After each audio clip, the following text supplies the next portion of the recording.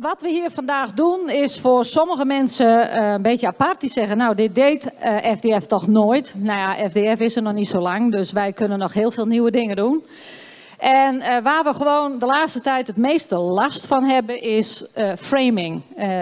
Onterechte beschuldigingen die herhaald worden. Ik zeg wel eens, als er zoveel papegaaien in het Amazonegebied zaten, dan was niemand daar bezorgd over. Want men papegaait elkaar nogal na, zonder dat daar enige grondslag onder ligt. En daarom hebben wij mensen uitgenodigd die al op wereldwijde schaal belangrijke punten voor ons hebben gehaald. Bijvoorbeeld de FAO, die op een gegeven moment kwam met een rapport, wat vertaald zeg maar de lange schaduw van de veehouderij heette. Waarbij ze van de veehouderij, dus van de koeien, vanaf het gras tot de bevruchting, tot aan het allerlaatste slachtafval wat verwerkt werd, alles van koeien op één bult gooiden. En er kwam dan uitstoot van. Maar wat ze ook deden was, wat er achteruit de auto kwam, alleen de uitlaat. Dus niet dat de auto gemaakt werd, dat daar ook energie voor nodig is.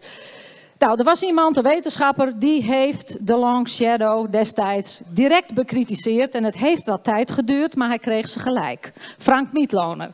Dus we zeiden, als we iemand hier moeten hebben, dan is dat Frank Mitloehner, want die komt met feiten. Gewoon met wetenschap, met natuurwetten, daar waar we op verder kunnen. Want je verbouwt geen voedsel op mooie verhalen, maar zo maak je kennelijk met onterechte verhalen wel heel veel stuk. En dan herinner ik de mensen maar even aan de middeleeuwen. Toen was de aarde plat. En wie anders beweerde, die werd verbrand of op een staak gezet, maar die overleefde het niet. Maar de aarde was niet plat, de aarde was rond. En alle wetenschappers die geofferd zijn, daarvan weten we, de politiek, de machthebbers, hadden het verkeerd. En wat ik nu zie, is dat in de Tweede Kamer de aarde weer plat is. En als hij al rond is, dan is hij rond als een pannenkoek. Oftewel, een eigen verhaal, een eigen waarheid. En daar gaat het niet om. Als we daadwerkelijk iets aan de CO2-opwarming van de aarde willen doen, want die zou je kunnen constateren uit de grafieken sinds de industriële revolutie. Mooi, maar dan moet je het wel op feiten doen en niet op onderbuikgevoel. En zolang de mensen die ons bekritiseren nog steeds op de terrassen in Den Haag onder een terraswarmer gaan zitten, want ik wil wel in mijn leuke blouseje, maar het is te koud, dus dan moet er maar wat warmte bij. Zolang dus mensen zelf niet bereid zijn om hun eigen consumptiegedrag onder de loep te nemen en vervolgens te kijken wat zij daarmee doen aan opwarming van de aarde, aan het in de atmosfeer brengen van fossiele brandstoffen. Nou, dan denk ik dat ze zich heel ver van de politieke discussie moeten houden. Het moet over feiten gaan, want je redt de aarde niet met leugens. Nou, dat was voor ons als FDF heel belangrijk om daarop in te gaan. We hebben gelukkig hier heel veel mensen uit de periferie en ook uit de politiek. Iedereen is uitgenodigd, ook de pers.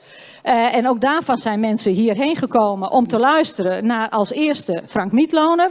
En daarna hebben we inderdaad Pieter Ballerstedt, die we ook, we hebben gisteren al een gesprek gehad en wij waren dol enthousiast. Maar ja, we willen graag dat jullie dat verhaal ook horen. Ik wil allereerst het woord geven aan Frank Mitloehner en geef hem een goed applaus om hem flink te stimuleren.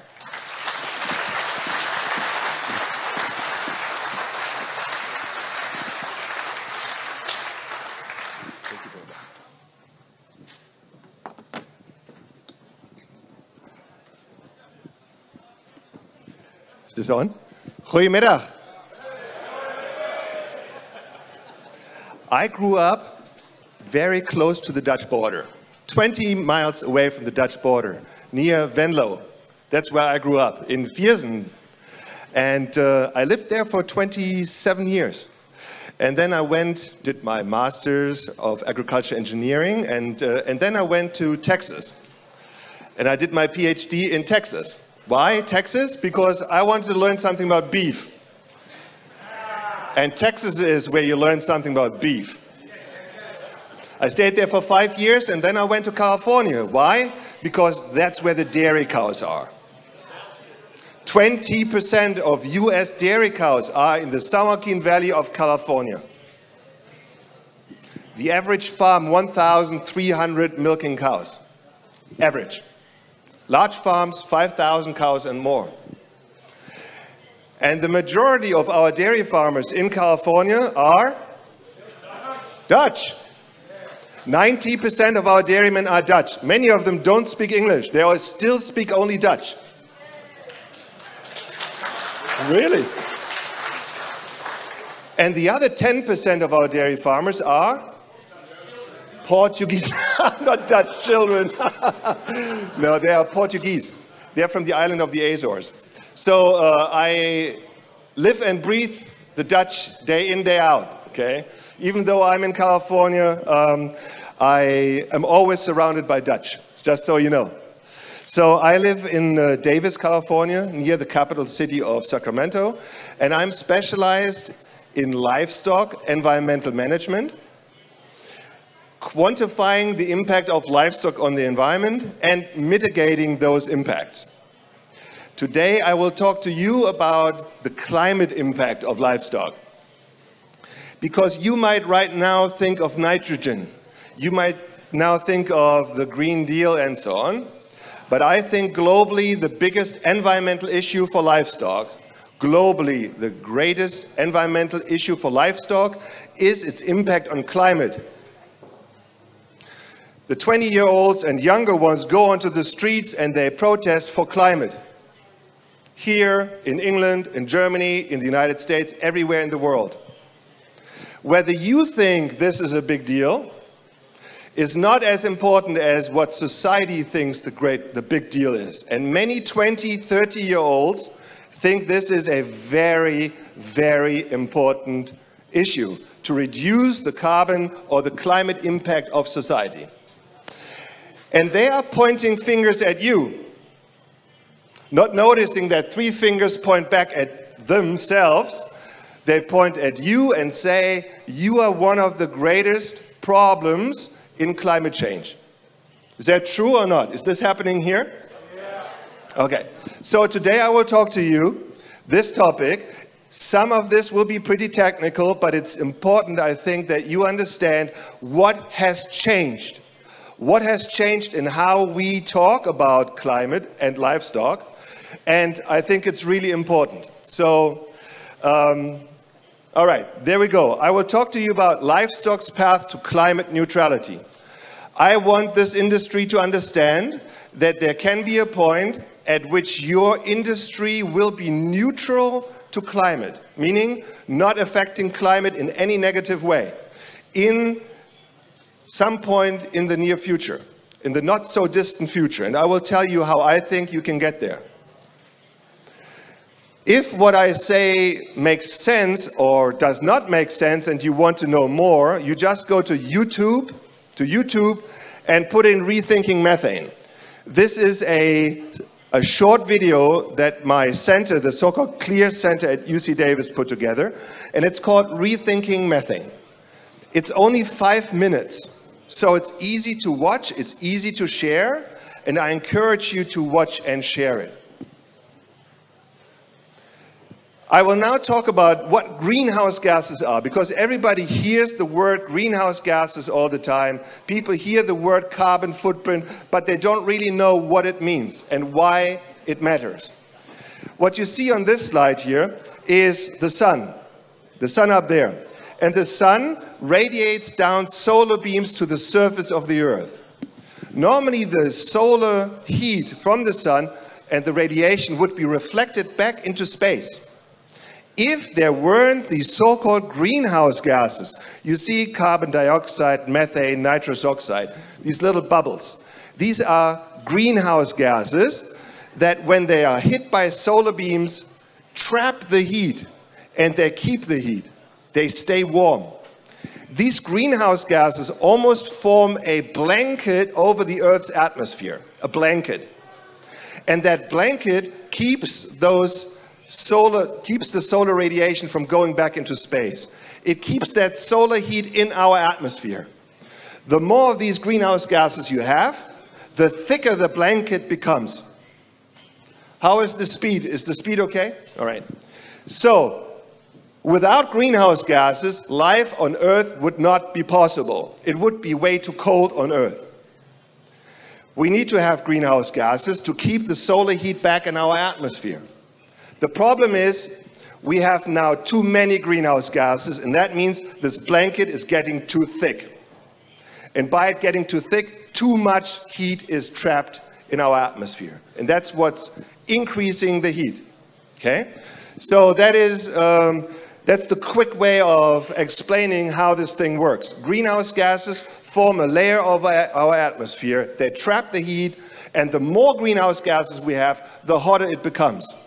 Now, most climate scientists will tell you that the main greenhouse gases causing global warming, that the main greenhouse gas is carbon dioxide, CO2. That's what most climatologists will tell you is the main greenhouse gas.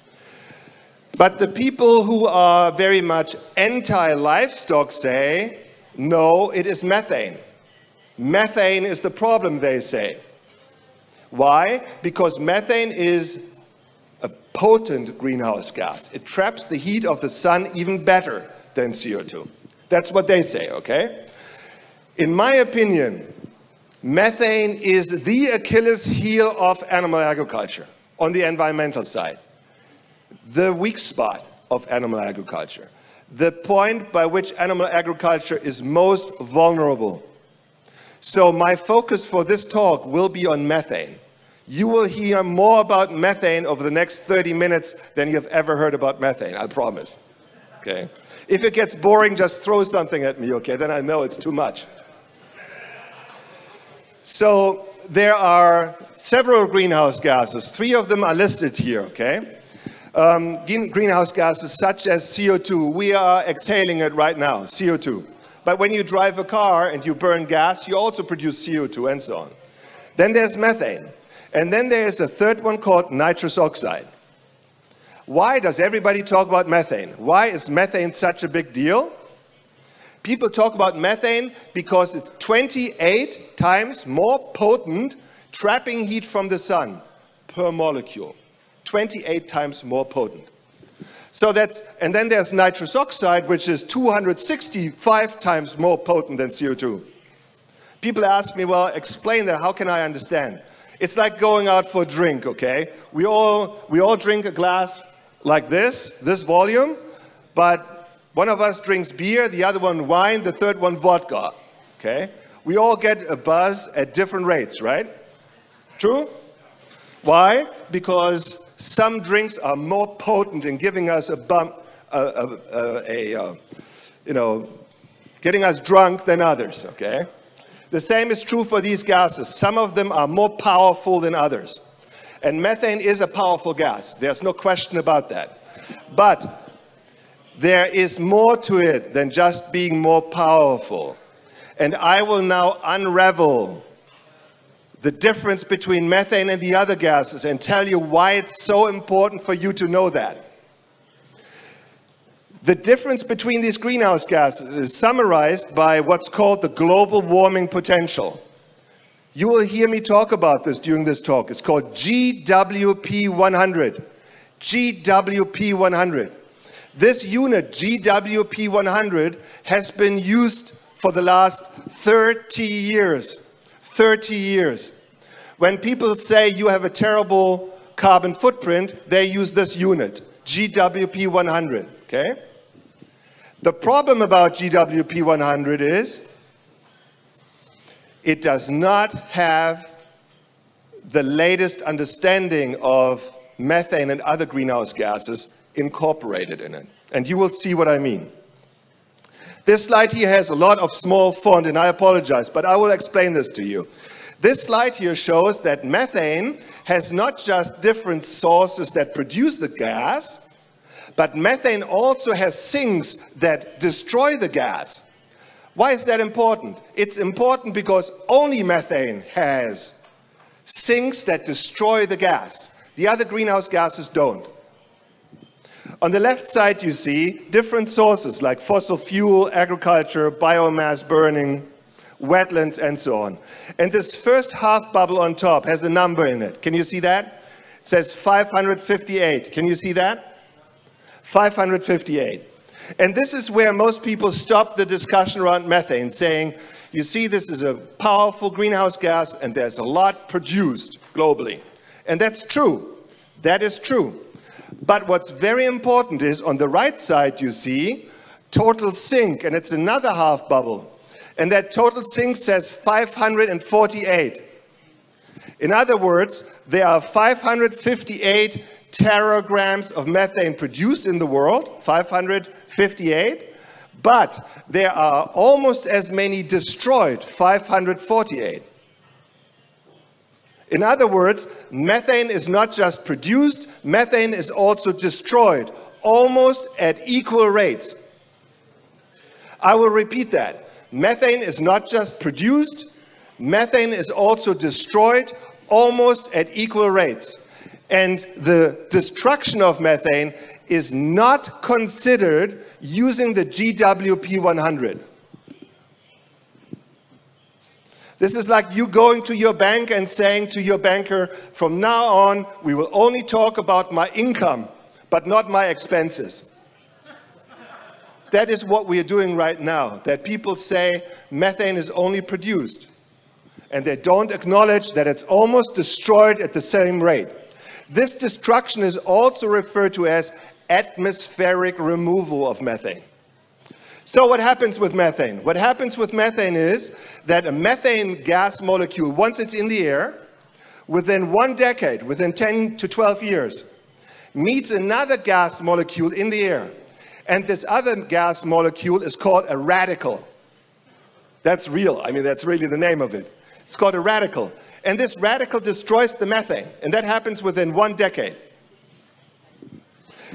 And what I just described leads to a situation where methane has a very short lifespan. You can see here, CO2, once it's in the air, stays there for 1,000 years.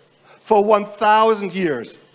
Methane, once it's in the air, once your cows belch out methane, that methane gas stays in the atmosphere for a little over 10 years. Why? Because that gas is not just produced, it's also destroyed. You will see in a minute how important that becomes. The fact that methane is also destroyed makes a huge difference in everything from regulation to public policy to the standing of our sector in society. So please remember, methane is very different from other gases insofar that it has a very short lifespan. Once it's in the air, it doesn't stay there for very long. I call it the fast and furious. Because yes, it's powerful, but it's not there very long. This is like drinking a very powerful alcohol beverage, but in 10 minutes it's gone. Our body has metabolized it, okay? So methane is powerful, but it doesn't stay in the air for very long. I will now talk about something called the biogenic carbon cycle. So carbon is C, in the chemical form of carbon is C, and methane is CH4. CH4, that's the chemical formula of methane, CH4. Now I talk about where the carbon in the methane, in the CH4, where that carbon comes from, where it originates, and where it goes. It all starts with plants. And the question is, where do plants become their carbon from? And the answer is, they get it from the atmosphere. Atmospheric CO2 is the carbon source that plants get their carbon from. And during photosynthesis, sunlight is needed and water and CO2 to make carbohydrates, such as cellulose or starch. All plants need that. They build cellulose and starch. Now, in this example, a cow comes along and eats the plants. And when she eats the plants, she will produce some methane, CH4. CH4. But is this carbon in the CH4, is the C in the CH4 new carbon added to the atmosphere, or is it not new? The answer is, it is not new. It's recycled carbon. It originated in atmospheric CO2. This carbon molecule in the methane is identical to the carbon molecule in the CO2. It's recycled carbon, but while that methane is in the air, it's powerful. What happens to that methane carbon? After 10 years, it is killed and converted back into CO2. So after 10 to 12 years, that methane carbon is converted back into CO2 where it came from. You might now wonder, is that a good or a bad thing? Because you just told us CO2 has a long lifespan of 1,000 years and methane only one of 10 years.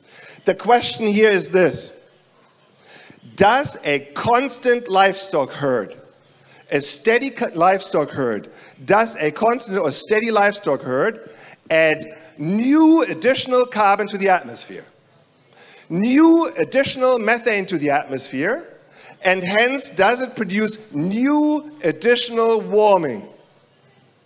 And the answer to that question is no. This is not new additional, but it's recycled carbon. And within 1 decade, that methane is destroyed, which means a constant, and that's important, a steady cattle herd will not add increasing amounts of methane, but stable methane. A constant cattle herd leads to constant methane, and that leads to constant warming. Why am I emphasizing that to you? I'm emphasizing that because the Paris Climate Accord that you're all familiar with, that your country has signed on to and mine, has agreed to not add additional warming through human activities to our planet. They want to keep additional warming below 2 degrees centigrade. And that means all sectors of society, including agriculture, must not produce additional warming. You must not produce additional warming. I will tell you, if your cattle herds or your livestock herds are stable, then you are not producing additional warming, but constant methane, and that leads to no additional warming. And that's very important, because people who report on this topic act as if every time a cow belches or her manure produces methane, as if that were to cause additional warming. And it doesn't. And it doesn't. So what's really good is that in this biogenic carbon cycle around livestock, we see carbon going from one form, atmospheric CO2, to carbohydrates that plants produce, to atmospheric methane, and then back to CO2. It's a cycle. It goes around and around. Is the same true for other sources of greenhouse gases, such as cars, trucks, trains, planes, ships producing CO2? And the answer is no, that is not the same. It's different. Why? Why is it different? Because fossil fuels, which are oil, coal, and gas, they do originate from carbon that was stored underground. What was that? Well, that was animal and plant material from millions of years ago. Dinosaurs, forests, and so on, from a long time ago, decayed, fossilized, and accumulated. And then over the last 70 years, we humans took half of all that carbon, that black in the ground, half of that out of the ground. And what did we do with that carbon? We burned it. So where's that carbon now? It's in the atmosphere. That, ladies and gentlemen, is a one-way street from the bottom up into the atmosphere. Every time we burn fossil fuel, that is new and additional carbon added to the atmosphere. And that is not the same as what our cows produce, which produce a cyclical carbon. Okay, that's different. So people who compare cows versus cars make a big mistake. They are not factually right. They're wrong. So now the question is, I just told you that a constant cattle herd does not add additional methane, hence additional warming to our planet. So in the United States, we have a good idea as to how cattle numbers and other livestock numbers have developed over time. And here is a depiction of that. On this slide, again very small here on top, you see the beef herd from the year 1867 until now. You see on the left, on the top panel there, that cattle herds went up and up and up to the height of times in 1970. In 1970, cattle numbers were at 140 million. And since 1970, cattle numbers went down. Now in the United States, we had 90 million beef cattle. At the bottom, you can see that in 1867, in the year 1867, we used to have 9 million dairy cows. In 1867. Then we went to the height in 1950. The height was 25 million dairy cows. That was the highest we ever had. You see it on the bottom slide there. 25 million dairy cows was the most we've ever had in the United States. Today we are back to 9 million dairy cows. We went from 25 down to 9. Today in the United States we have the same number of dairy cows as we used to in the year 1867. Do you know how many horses we have in the United States? 9.5 million horses. We have more horses in the United States than dairy cows. Do you think anybody in the United States will ever criticize horses for climate change? You know how many dogs and cats we have in the United States? 170 million dogs and cats. You will never hear anybody saying that dogs, cats, or horses are an environmental problem. Right?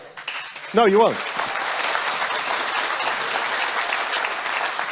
And so the question is not, I don't want to deflect off the responsibility animal agriculture has on the environment. It has an impact. But I just want to make sure there are double standards, okay? There are double standards, and I think most of us are tired of double standards. This slide here shows the direct comparison of fossil fuels on the left side and the livestock cycle on the right side. On the left side, you see that carbon was taken out of the ground, it was burned and added to the atmosphere. That's ancient carbon that for the first time makes it into the air. On the right side, you see that carbon cycles from atmospheric CO2 into the plants, and now comes something important. Doesn't work? Oh, translation, something doesn't work. Number 2, everybody, number 2. Now it works. So what's important here is that the carbon that goes from the air into the plants. Number one. You see, I changed my mind. Number 1. The carbon that makes it into plants only partly stays in the above ground. The majority goes below ground into the roots of the plants. And then it goes from the roots of the plants into the soil. Please remember the term soil carbon sequestration. Soil carbon sequestration means the carbon came from the air, went into the plants, from there into the soil, where it stays unless we plow. Once we plow the fields, then the carbon comes back out. But agriculture stores approximately 1/3 of all global human-made carbon. Your farms, if you do things right, can be an important sink of greenhouse gases. You can be an important way of storing carbon in the ground. Soil carbon sequestration is the name. Other sectors of society cannot do that. There are only 2 sectors of society that can store carbon, and that's forestry and agriculture. That's it. The others cannot. I will now go to 2 slides that will be somewhat technical, but I think they are really important, particularly for those of you who want to go a little deeper on this topic, okay? I will show you how 2 gases, 2 of the most important gases, how they compare to one another. The one is atmospheric CO2, and the other one is methane. Whenever we drive a car, let's say on Monday you drive a car from home to work. Let's just say you were to work in a city and not on your farm. You were to drive from home to work, 20 kilometers. Then when you drive, you produce CO2 into the atmosphere. That's on day 1 on the left. On day 2, you drive again on Tuesday, and you drive the same distance. You produce new CO2, which is now on top of what is still in the air from Monday. You see that in the second column there. On Wednesday, you drive again, and on Thursday again, and so on. Every time you drive your car, you add new additional CO2 to the atmosphere. That is what makes CO2 a so-called stock gas. It accumulates in the atmosphere. CO2 accumulates in the atmosphere. Okay? Every time we burn fossil fuel, we have more CO2 in the air than the day before. Every time you have ever driven a car, you put CO2 into the air, which is still there. As is the CO2 your parents and your grandparents and your great-grandparents put into the air. Why? Because this molecule has a lifespan of 1,000 years. Is everybody with me? Yeah. That's very important to remember, okay? Why is that important to remember? Because that is so different from methane. Methane is not a stock gas. Methane does not accumulate in the atmosphere, but methane is both produced and destroyed. And that is what makes methane a so-called flow gas. And that means that if you started a dairy in 1950, in the year 1950, or your parents started it, and you always had 100 cows from 1950 until today, then the amount of methane your cows produced and the amount of methane that was removed through the so-called atmospheric removal. For scientists among you, the process is called hydroxyl oxidation. The amount of methane produced and destroyed are in balance. That makes methane a flow gas, and that means it's not going up over time from a constant source. From a constant source. I will now give you an analogy because this concept is so important. Imagine two bathtubs. Two bathtubs. The first one is an analogy for CO2. The second bathtub, an analogy for methane. Imagine the first bathtub is the analogy for CO2. A bathtub where you only have a faucet, but no drain. No drain, just a faucet. Every time you turn the faucet on, water will go into this bathtub. And the water levels will rise. They can only rise, they cannot go down, because there is no drain. That is what happens with CO2. Every time we burn fossil fuel, the levels of warming will rise. Remember that, okay? Now comes the second analogy, the one for methane. Here you have a bathtub that has both a faucet and a drain. The drain is the atmospheric removal, okay? So now when you turn the faucet on normal, water goes into the bathtub, but water is also drained through the drain. As a result, the water level stays stable, even though the faucet is on. When you turn the faucet down on low, and the drain is still open, what happens to the water levels? They go down. And that means if and when we manage to reduce methane, we can actually lower warming. Think about what I just said. When we reduce methane, we can reduce warming. And that makes agriculture an important solution provider to the climate discussion. Because if we manage to reduce methane, we can decrease warming. Because it's a flow gas. What I'm telling you here is many people think agriculture is a liability on the climate side. I tell you, agriculture is an asset if we do it right. It can be a solution if we do it right. But the first thing is you need to understand that that is what's happening. Okay? Don't be afraid of methane. Don't be afraid of greenhouse gases. Do not be afraid of the discussion of livestock on climate. But get it right. Get it right. Tell the world, look, we as farmers are as concerned or more so about a changing climate. Climate is very important to us. Weather is very important to us. If we don't have rain, if we have droughts, if we have heat, we have a problem. We want to be part of a solution around climate. That is my message to you, okay? And I tell you, that message resonates.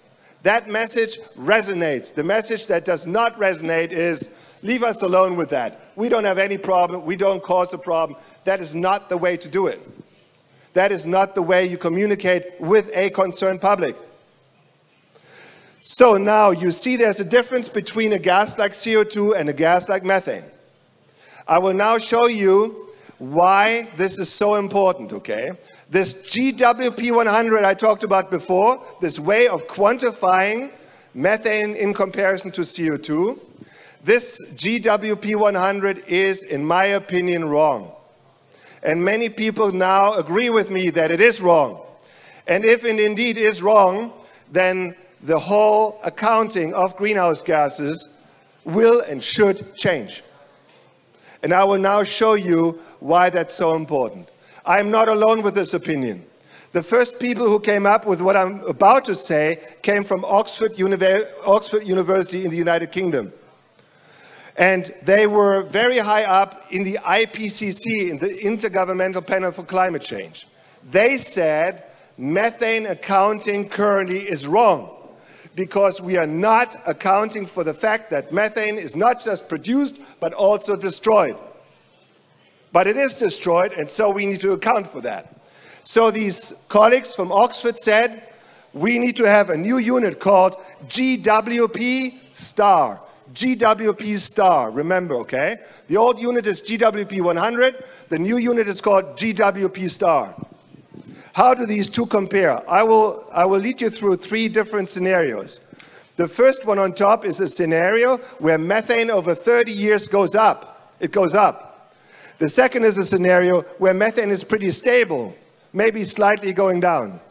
And the third one is a scenario where methane goes down by a lot, by 35%.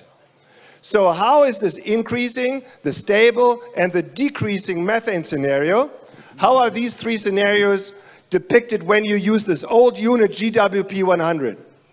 This old unit will say that regardless of what we do, whether we increase it, hold it stable, or decrease it, that in all three scenarios, methane will lead to a significant additional amount of greenhouse gases and therefore warming added to our atmosphere.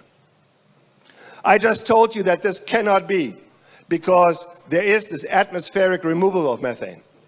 So this old unit GWP 100 has a problem. But it is officially the unit that has been used for the last 30 years, up until today. Now comes this new unit, GWP star.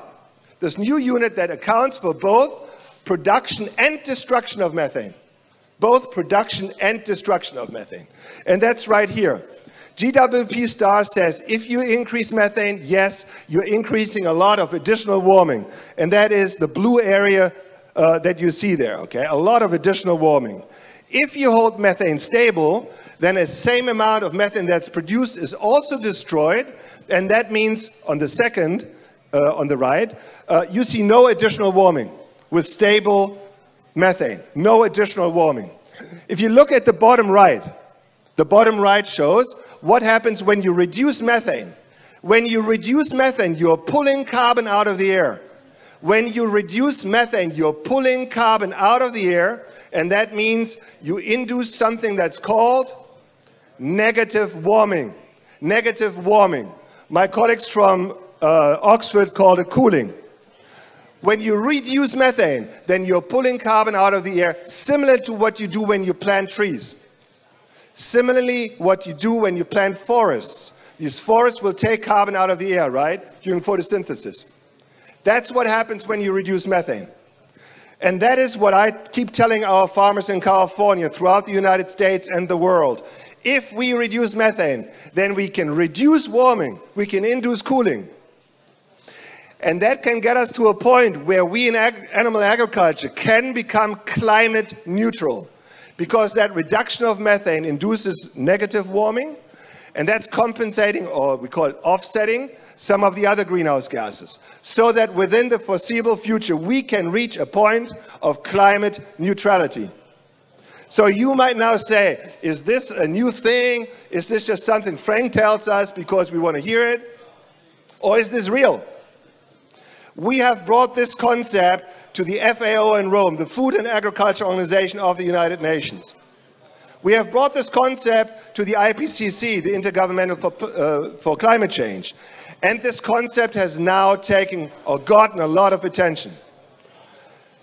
So I will show you, this is from the IPCC report that came out last week or 2 weeks ago. The Intergovernmental Panel for Climate Change is the world leading body for climate. They now say in their report, this page is from chapter 7, for those of you who are reporters, chapter 7, page 123. I have memorized that because this report now says that if you use, now listen to this carefully, this IPCC report says, if you use this old unit GWP 100 for a constant source of methane, then you are overestimating the impact of that constant source by a factor of 3 to 4. The IPCC says that. I don't know what your livestock herds look like in Holland. Whether they go up like crazy, whether they go down like crazy, or whether they are stable. I assume they're pretty stable, right? Have they been pretty stable over the last 20, 30 years? Or have they gone up? Give me a thumbs up or down. Normally I don't like thumbs down, but this time I like thumbs down. You know what that means? If you have either a constant source or a decreasing source, you will not have had additional new carbon added to the atmosphere. And that means over the last 20 years, you will not have added new additional warming to our planet. If you read this report, and those of you who are in this technical field, I encourage you to do so, go to page 123 and you will find it. The IPCC is now using not just this old unit GWP 100, but they are now discussing this new unit GWP star, particularly for sources like yours. Those people in your organizations who are technical, who work on sustainability, who work on air, on climate, must get themselves familiarized with this. This is really important.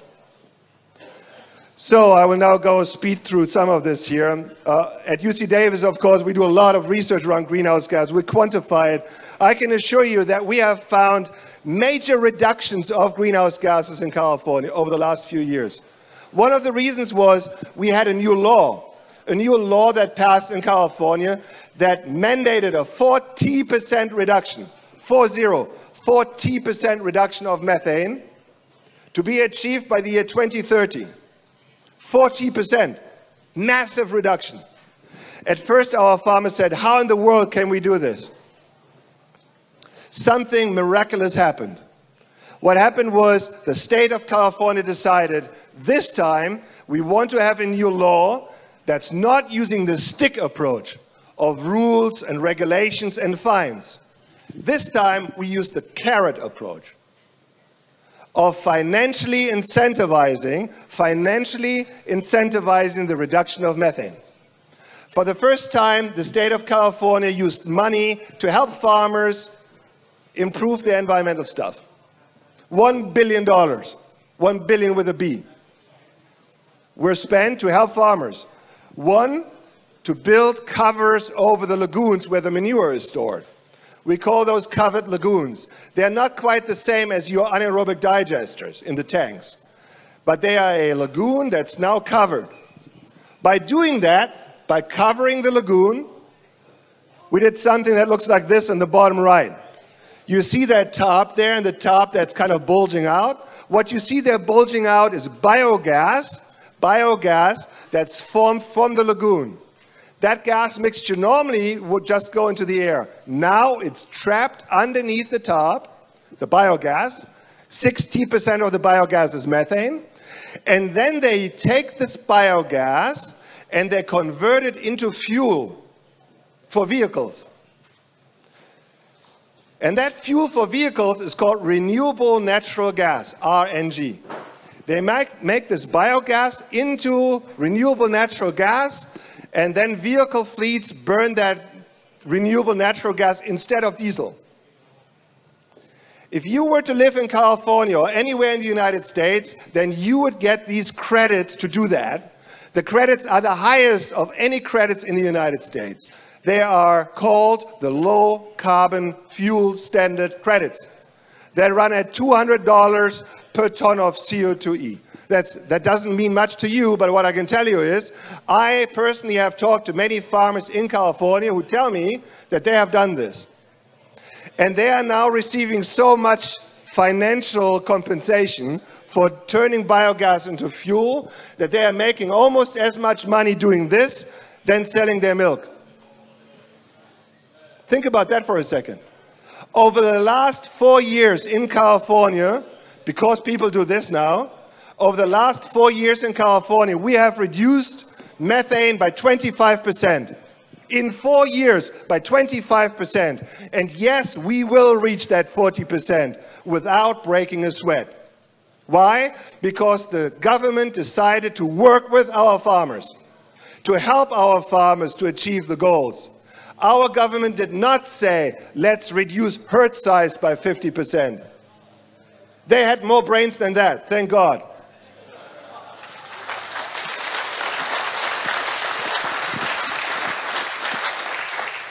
But just for a second, let's assume they had said that. Let's just say they had said, let's get rid of 40% of the cow herd to reduce methane. What would have happened? No, what would have happened is not war. What would have happened is that somebody outside California would have produced the milk that's now no longer produced in California because the demand doesn't go down. So instead of producing that milk now in California, Idaho or Texas or somebody else would have increased their herd sizes. Now remember what I say. This process is called leakage. Leakage. Remember leakage. Leakage means that if one country or one state like California reduces herd size to reduce greenhouse gases, then somebody else will increase their herd size and their greenhouse gases. That's a process called leakage, and it does nothing to reduce the problem, other than getting people jobless in California or in those countries where that's happening. The Irish are in the same situation that you are in, where people say, let's reduce herd sizes to reduce greenhouse gases. That is laughable, because what happens when the Irish or the Dutch reduce their herd sizes is the Brazilian might increase theirs. And you think they produce beef or dairy better than you? Does anybody here believe that? No. I can tell you, and I study this, you are the best farmers in the world. You are. And I am not telling you that because I want to make you feel good. I'm telling you that because you are that. Every farmer in the world knows when they hear Dutch farmers who you are and what you do. It is really, really important that this industry here learns what the true impacts are of your industry, quantify it correctly, find ways, or first establish a goalpost as to what your goal is, and then tell your government what it is you want to do. Namely, you want to be part of a solution. You don't want to say we're not to be blamed and so on, but we, the farmers, understand there are societal goals. They are our goals too, and we will help to achieve those goals, but we need to work hand in hand. We need to work hand in hand, and not in a confrontational way. Not in a confrontational way. Because you will not win a confrontation. I hate to say it, but you will not win a confrontation. You are too few. Our farmers are too few. But you know what? You are doing something everybody needs. Everybody needs food every day. They need you. They like you. The vast majority of people will like you. But they want to know that you buy into the goals that they have as society. And that is a very important take-home message, okay? I'm not telling you, go back on your tractors and drive to The Hague, even though that was very effective. But I'm telling you, equip yourself, establish what your impacts are, work with people who are knowledgeable of further reducing those impacts, and then be part of a solution. I have learned that that is the most effective way of dealing with this issue. So, in the United States, we have done just that. We have learned to produce constant, or we have used constant inputs, but we have gone pretty drastically up with agricultural productivity. On the dairy side, we used to have 25 million dairy cows. Today, we have 9 million. I told you that. With this much smaller herd today, we are producing 60% more milk. We went from 25 million cows to 9 million cows, but we are producing 60% more milk with a smaller herd. And that means the carbon footprint of our milk has gone down by 2/3. By 2/3. I will not go into great detail here other than telling you we've done the same thing on the beef side. We used to have 140, now we have 90 million head. But we are producing the same amount of beef today than we used to with a much larger herd. You have done the same things in the Netherlands. It is time to put it on paper and show it.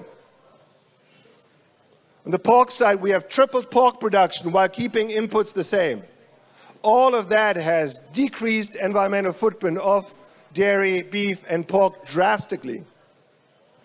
Now I come to one of my last slides. I have 3 more slides, and then I shut up. There are people in society who say the farmers cannot reduce their emissions. Therefore, we need to reduce the amount of meat and milk and eggs that we eat. There are people who say we all need to become vegetarians or vegans to save the planet. I know not many people in this room here or in this tent will agree, but I will now show you some data. What would happen if I, as an omnivore, were to go vegan for 1 year? For 1 year. If I were to do this, I would reduce my carbon footprint by 0.8 tons. So you will now ask, is that a lot or not? If I were to become vegan for 1 year, I would reduce my greenhouse gas footprint by 0.8 tons. As you know, I live in California, and when I just flew here to the Netherlands, per passenger, that came with a carbon footprint of 1.6 tons. So I would have to go vegan for 2 years to offset the carbon footprint of flying here per passenger. And now I go back, yeah, I know. Maybe I shouldn't go back, just stay here, right? Save the planet. So you have to go vegan for 2 years to offset 1 transatlantic flight, just to give you an idea as to if it's true what they say, that all we need to do, or the first thing we need to do is change our diet. If the entire United States with 330 million people were to go vegan, or let's say first just go meatless Monday, 1 day less animal source food per day, that would reduce the United States carbon footprint by 0.3%. 0.3%. If the entire country were to go vegan, 330 million Americans, that would reduce the carbon footprint of the United States by 2.6%. These are published data. They have been confirmed. Even the greatest critics of these studies, when they came up with similar calculations, they said it's about 3%. If everybody were to go vegan, 3% reduction of greenhouse gases. Is that nothing? No, it's not nothing, it's something. But it's certainly not even close to the main, we call it the elephant in the room. The elephant in the room is our use of fossil fuels. And that's cars, trucks, trains, planes, ships, power plants. They are producing 80% of greenhouse gases, 80. So do we have a responsibility? Yes. Can we reduce it? Absolutely we can. And when we reduce it, we become part of an important solution. My last slide now. This slide here is, I think, a very powerful one. It shows the average US family in front of a bunch of food. That is the amount of food that's wasted on average by the average US family. 40%, 40, of all the food we produce in the United States goes to waste. And if you now say, well, that's the crazy Americans, it's the same in Europe. Almost 40% of all food produced here goes to waste.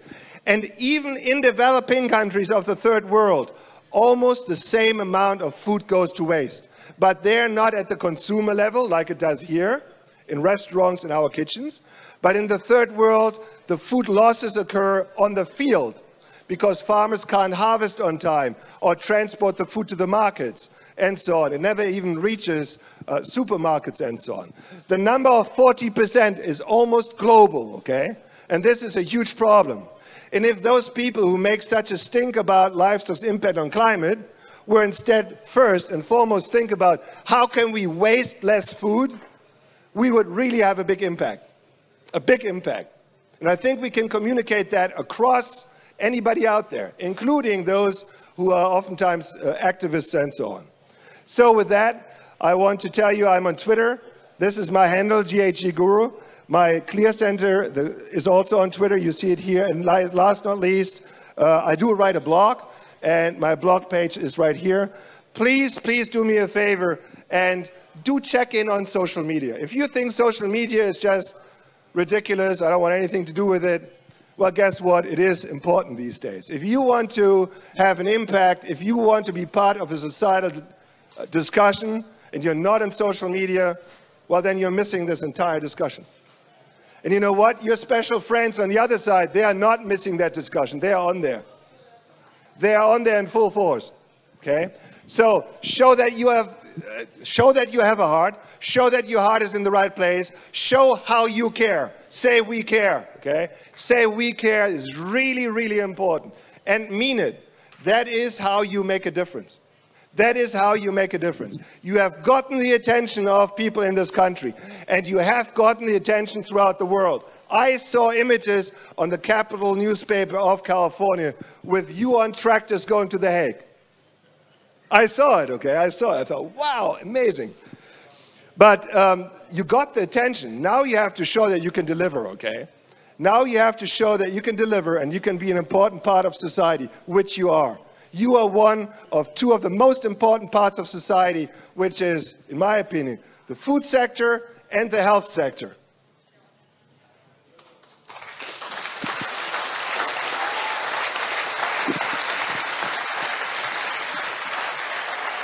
Well, thank you very much. I am so pleased and honored to be here. I want to thank you for your attention, and now let's open it up for questions. I will try my best to answer them.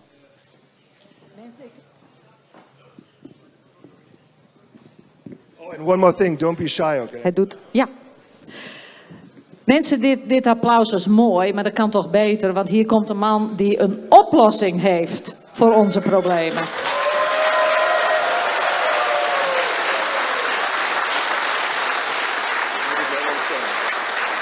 I said you have a solution for our problems. Toen in 2019 Rutte tegen ons zei van boeren zijn niet het probleem, boeren zijn de oplossing. Toen dacht ik, goh, hij heeft het begrepen. Maar daarna was hij het vergeten, maar dat is een kwaal die heeft hij wel vaker. Maar in ieder geval, Mark heeft de microfoon, dus er moet in de microfoon de vraag worden gesteld, anders horen de vertalers het niet. En als de vertalers het niet horen, dan krijgt Frank Mitloehner het niet mee. This thing does not work. Ja. Ik heb een vraag. En dat betreft dan even de melkkoeien, want wij zitten in de melk. Net zoals in Amerika zijn in Nederland de aantallen koeien alleen maar afgenomen.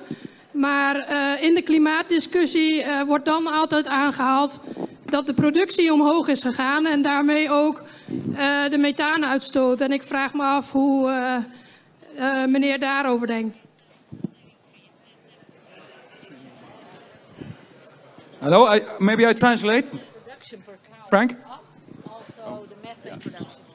So it's a very good question. If the production per cow goes up, that means the total amount of methane goes up. Well, if the production per cow goes up, but the herd size goes down, which it happened here and throughout the world, then overall methane goes down. So, for example, in the United States, we went from 25 million to now 9 million dairy cows. A dairy cow today in the United States produces well over 11 tons of milk per year. They used to produce 3 tons of milk per year. So yes, one cow today produces more than one cow back then. But today we have 3 to 4 times fewer cows. The carbon footprint went down by 2/3 by being more efficient. The same thing happened here. So you must not compare on a per cow basis, but on a per amount of milk basis. And that's called methane intensity, or greenhouse gas intensity.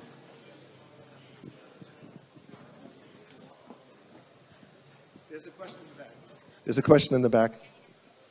Yes. Where are you?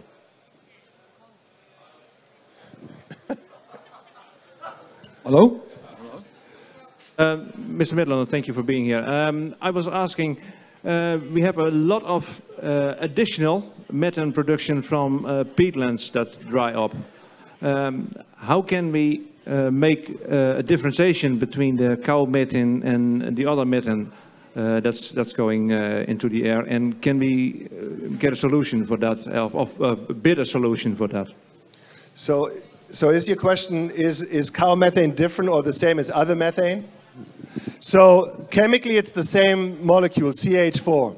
But let's say when we extract fossil fuel from the ground, let's just say that, then when we get oil and coal and gas up, then methane escapes too. That's called fossil methane.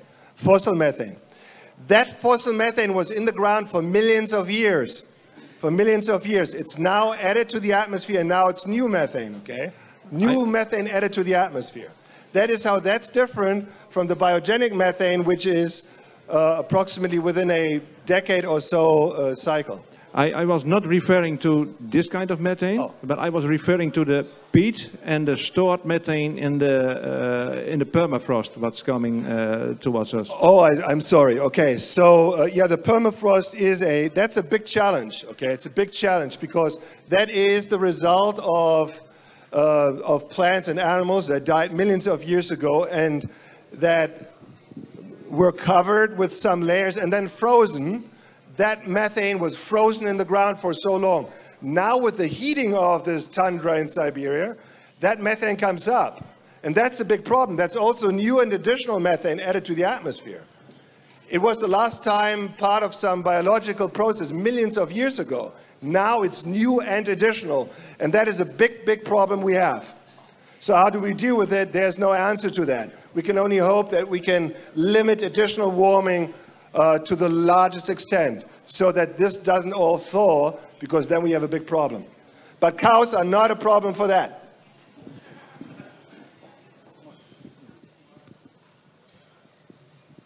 Thank you. Thank you, sir, for the tremendous speech. I'm a greenhouse. In the greenhouse. I'm sorry, please repeat it. I fertilize CO2 in the greenhouse. So CO2 is solution, not a problem. Yes, I know. You need CO2 is important for plant growth. As I said, it's important for plant growth, and everybody who has a greenhouse knows that if you add CO2 concentrations in the air, the plants will grow better. Yeah. There's no doubt about it. The problem is that we are adding too much to the atmosphere. And while it has some addition, it has a good impact on, let's say, plant growth, too much CO2 added to the atmosphere also has an impact on our climate. And I can see that when I increase, if I have a chamber and I irradiate that chamber as if it were irradiated by the sun, and then I add greenhouse gases, the temperatures will go up. Even though I keep the thermostat the same, the temperature will go up because the additional CO2 and also, of course, other greenhouse gases will lead to additional warming. So I know what you're saying. More CO2 is good for plant growth, but too much CO2 is not good for our climate. But on YouTube there is a NASA thing about CO2 global greening. You know that? That's a good sign of global greening. So, yes, because of the higher CO2, there is more yes, photosynthetic, and so there is a global greening. So in the northern hemisphere particularly, there's really something like that happening, okay, where we have more forest than we used to 100 years ago or so. But we must not muddy the waters on the topics, okay? Increased growth of plants and so on is not the same as what happens to the climate. These are different topics. Just like if I were to give you a talk on nitrogen, that's different than a talk on climate, okay? These are separate topics. So it's true that that there's more plant growth today than there used to be some time ago, but that's not negating the impact of human activity on climate. That impact is happening. Peter. Thank you for this presentation. When you talked about food waste, there are differences in different classes of food and the amount of waste, yes? Yes. So when we talk about food waste, I kind of need to be very specific about that. When we talk about food waste versus food losses, first of all, food waste occurs at the consumer level, at our home kitchens and in restaurants. And that's what happens in developed countries. In developing countries, it's more food loss occurring on the farms. Okay? But Peter here asked, and he will be our next speaker, he asked, are there differences in food waste across food groups? And the answer is yes. The food group that is wasted the most is what? It's the so-called perishable food, and that's fruits and vegetables. In the United States, almost 60%, 60, of fruits and vegetables are thrown away. Almost 60%. Why? Because of how we go shopping. You know of yourself, when you go shopping, you look for avocados, right? What do you do? If it's too soft, too hard, not pretty enough, you're not buying it. So fruits and vegetables are wasted around 60%. The lowest waste group is meats and dairy and eggs. They are wasted between 10 to 20%. Still too much, but thank God much less than the perishable foods. Hello. Yes. Does the sea of the fossil from the cars, is that the same sea? Has that the same impact of the sea that we get from the plant to the cow? Right, so great question. So is the fossil carbon the same as the biogenic carbon? That's the question. So when we add fossil carbon to the atmosphere, then we are adding new carbon because it was stored in the ground for so long, for millions of years. We extracted it, we burned it, we are putting it into the atmosphere. That's a one-way street of carbon. On the biogenic side with cows, we have atmospheric CO2 going into plants as carbohydrates. The cows eat it, they belch out some methane, and the manure produces some methane. That methane stays in the air for 10 years and becomes CO2 again. That's not a one-way street, that is a cycle. That's what's different between fossil carbon versus biogenic carbon. The one is new to the atmosphere, the other one was in the atmosphere already and is recycled. It's a question here in the front. There's a microphone here. Thank you for being here. Very interesting theory. Actually, it's almost, it's true actually, but very interesting. I've got a question. You told that the storage of, for example, the grass is 1/3 of the methane emission of cars. If you add that to the reduction of what we are capable of methane via our cows, how much reduction in total can we generate? Yeah, so the question is, can we reduce further? Can we reduce carbon even further? Yeah. Go beyond just reductions of methane? The answer is absolutely we can. I just talked to you today about reduction of methane from waste storage. But we can also reduce emissions directly from the cows. It's called enteric emissions.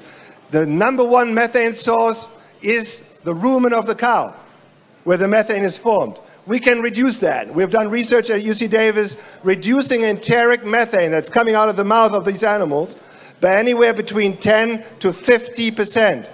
10 to 50% reductions of enteric emissions by feeding certain feed additives.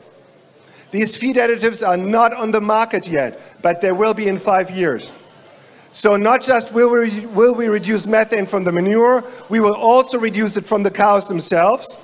And now comes #3.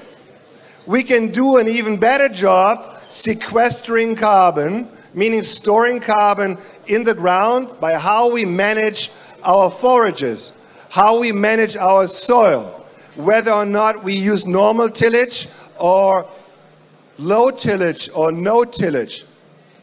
We have a lot of room to grow and to improve. And that makes me very positive. It makes me very, very positive. Hallo?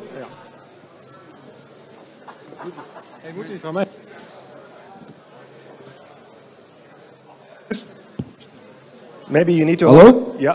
Thank you. Thank you very much, Dr. Mitloehner. I seem to be the only one in the crowd who's here from the EU institutions, and I had... Your microphone is very moody.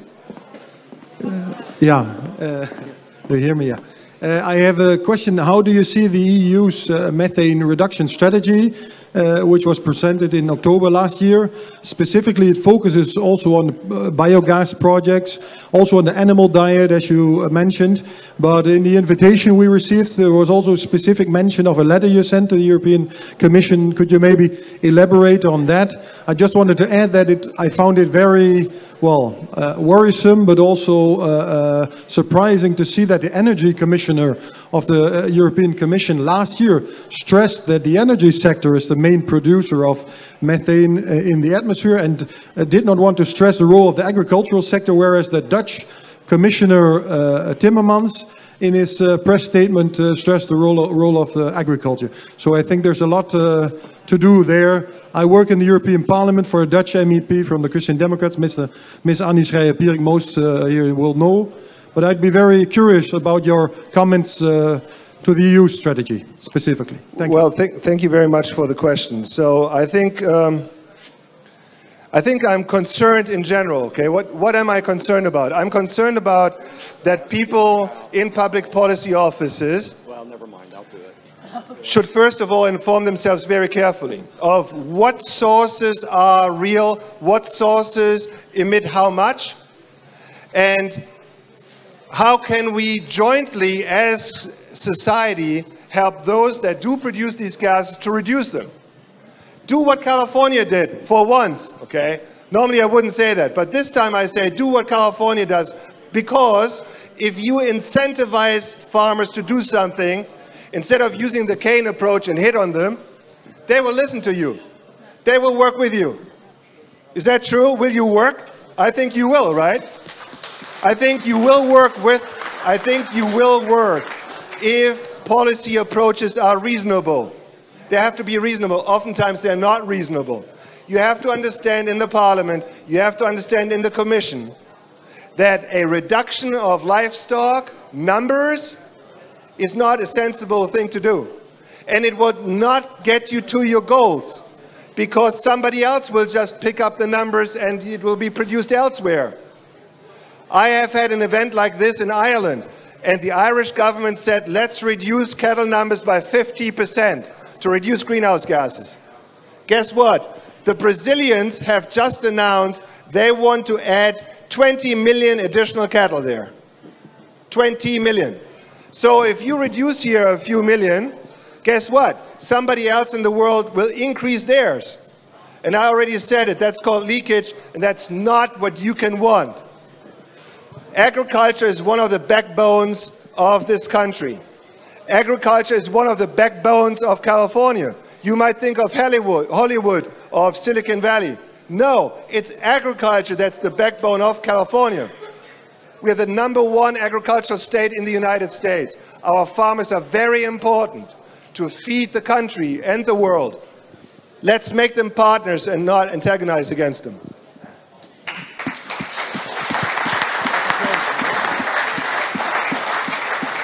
Full support. One follow-up question. Couldn't you go on a mission to Brussels with your former governor, Mr. Brown, Jerry Brown, who was also, I hope, very supportive of this approach, to educate the cabinet and Mr. Timmermans in this regard? Because I think there's a lot of fine-tuning to do there. Thank you. Well, I am.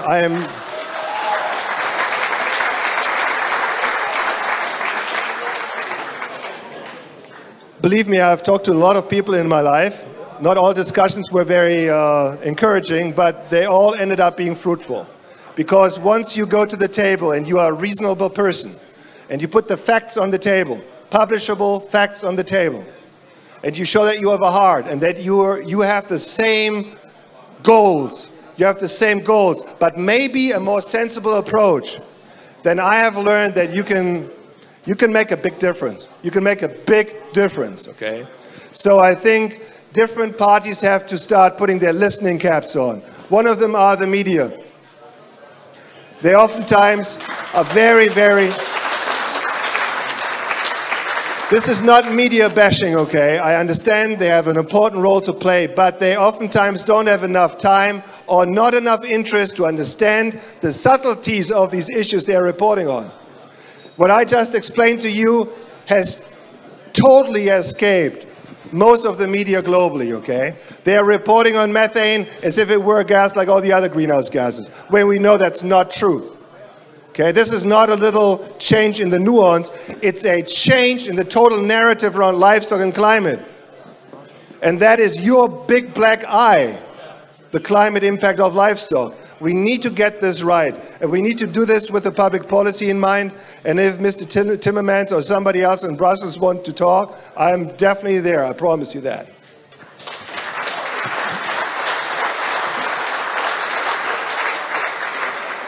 Okay, last question, and then we have a small break. Ja. Ik vind het lastig in het Engels, dus ik doe het in het Nederlands. Ik denk dat we... Oh, ja, je wacht. Ik vraag me af of dat niet het welvaartsprobleem is. Methaan zegt u moet een evenwicht zijn. U hebt net zelf gesteld dat door de welvaart neemt een aantal mensen toe, aantal honden, dieren, katten, paarden nemen allemaal toe. Op wereldniveau wat we meten is methaan. Maar we kunnen daar geen onderscheid in maken. Ik heb het idee, alle plussen die wij veroorzaken, die we blijkbaar niet in cijfers kunnen onderbouwen, wordt weer teniet gedaan door zeg maar gewoon de algemene gesteldheid van de bevolkingsgroei. En daardoor worden wij niet beloond en is het ook wereldwijd of ook op klimaat bijna niet voelbaar de energie die wij erin stoppen. En zit daar niet gewoon een probleem dat onze cijfers, die zijn niet wetenschappelijk hard genoeg te maken, waardoor het wegvalt, onze plussen vallen weer weg in de minnen door de bevolkingsgroei, door de huisdieren en noem alle andere methaan, natuurlijke vormen nog maar op. Dan heb ik nog niet eens over de methaan die uit de fossiele kant komt. Yeah, I totally understand your frustration. I completely get it, okay? I completely get it. I know that by far the majority of greenhouse gases leading to a changing climate are related to fossil fuels. The problem is that when you want to reduce fossil fuels, you're actually now getting very personal with people's daily life. Because that is cars and trucks and trains and planes and ships and you know, all of that, and their dogs and cats are not considered animals, they are considered family members, right? So you now go to the public and say something bad about dogs and cats and you'll be gone, okay? You'll be gone. They are family members. So what I encourage you to do is not say, well, yeah, we are part of the problem, but others are a bigger part of the problem. I don't encourage you to say that. I encourage you to say, we have studied what our impacts are on the environment. And here's what they are. Be honest with it and say what they are. And then the next thing you say is, but here are further reduction goals we have, and these are the steps we want to take to reach those reduction goals. And we need to have public support to get us there. Instead of comparing yourself to others and say we are just not as bad as others, that will not work. You should say, we are what we are, here's our impact, but we are interested in further reducing, and this is our goal. And now let's work hand in hand in getting us there. So I would not encourage you to start a discussion of horses versus dairy cows. I just said that to you to wake you up, okay? Because I find it's kind of interesting that we have 9 million dairy cows and more horses than dairy cows. It just shows how few cows we now have to produce all of that dairy that we do produce. Thank you very, very much. Ik wil heel graag een heel groot applaus nog een keer.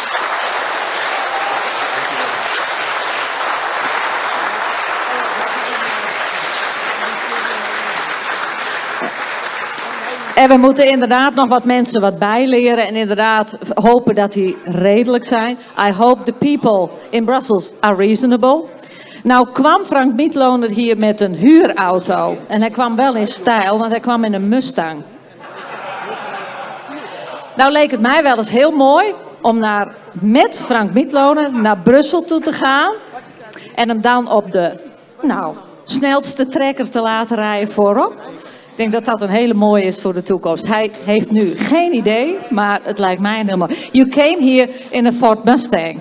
And I said, how nice would it be to go to Brussels with you in style on the most flashing tractor. You in front, and then we come to talk to politicians because we need the reasonable talks. And right now we invited Mr. Timmermans at a very early stage. And we said, please come here to speak with the farmers and not about the farmers. He didn't come. He was too busy. Timmermans kwam hier niet. We hebben hem uitgenodigd verschillende keren.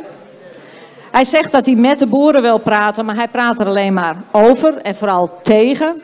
Ik vind het een gemiste kans. Maar we hebben gelukkig allemaal kunnen horen naar dit geweldige verhaal. En ik denk dat ook herhaling van onszelf, dat wij dit verhaal moeten herhalen. Kijk inderdaad naar YouTube. Frank Mitloehner heeft prachtige stukjes op YouTube staan, die ook allemaal vertaald zijn. Dus ontzettend bedankt. Thank you very much.